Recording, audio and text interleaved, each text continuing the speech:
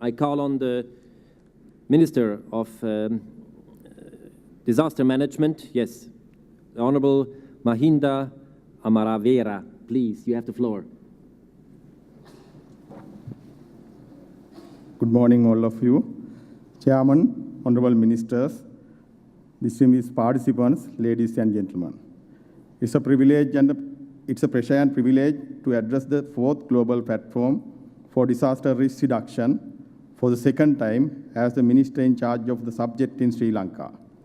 I wish to convey the warm wishes and congratulations of His Excellency President Mahinda Rajapaksa and the people of Sri Lanka to the Global Platform.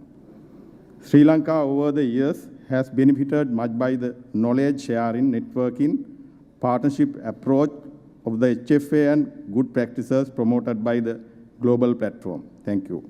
Since the Indian Ocean tsunami of 2004, we made a steady progress. The roadmap towards safer Sri Lanka, developed in 2005, in line with the HFA, with the UNDP support, provided the initial guidance. We recognize that disaster management requires the cooperation of a range of local and international entities. Our national platform, or the National Disaster Management Coordinating Committee, established in November 2007, meets monthly, chaired by the Secretary of my ministry. We are happy to have about 70 agencies from government, UN, international and national, non-governmental organizations, media, private sector, and universities in the national platform. We are pleased to report that the 24/7 operational capacity allows us to evacuate coastal areas following a tsunami alert within an hour. It was not the case in December 2004, when we lost more than 30,000 people.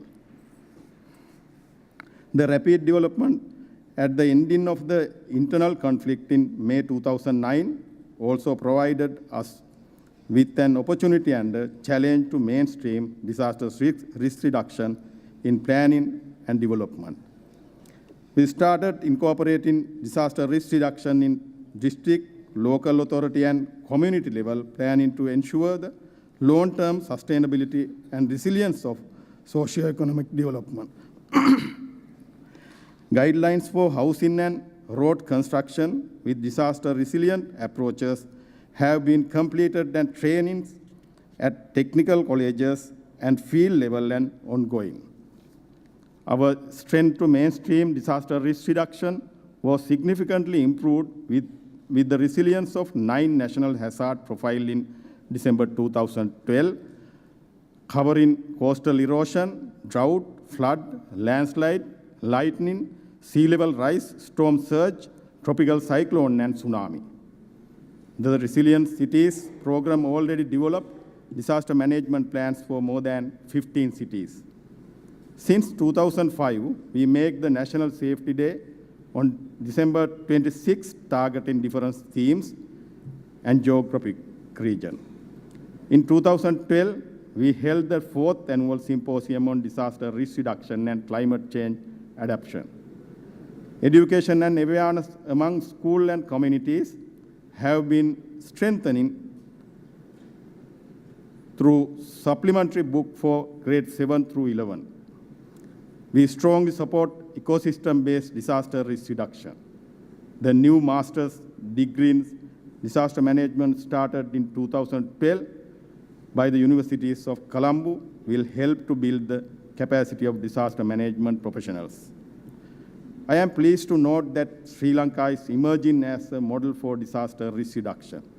We already had 2 international workshops to share Sri Lanka hazard and risk assessment experience held in 2012 and 2013. The government investment in disaster risk reduction is on the increase. Also, my ministry is developing a new comprehensive disaster management program extending up to 2020 with a multi-stakeholder consultative process.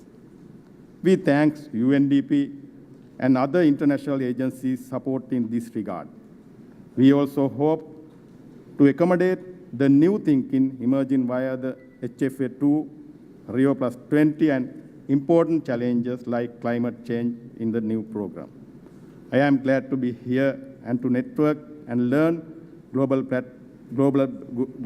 best practices in disaster risk reduction and to share. Thank you very much. Thank you indeed.